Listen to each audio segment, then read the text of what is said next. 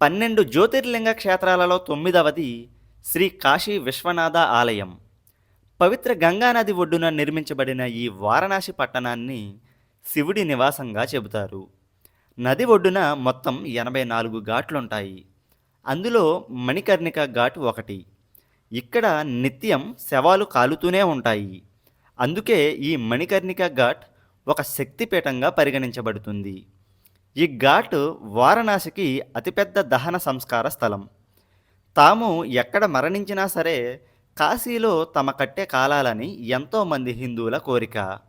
ఈ మణికర్ణిక ఘాట్ వద్ద 2 నిమిషాలు నిల్చొని ఆ కాలుతున్న శవాలను వీక్షిస్తే ఈ లోకంలో ఏదీ శాశ్వతం కాదని, కోపతాపాలు, ఆస్తిపాస్తులు అన్నీ వ్యర్థమని, మనిషి ఏం సాధించినా చివరికి కట్టెపై కాలి బూడిదైపోతామని ఎంతటి వారైనా పశ్చాత్తాపపడతారు.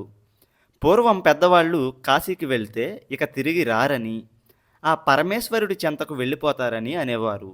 ఎందుకంటే అప్పట్లో కాశీ క్షేత్రానికి వెళ్ళేవారిలో ఎక్కువ మంది వృద్ధులే ఉండేవారు.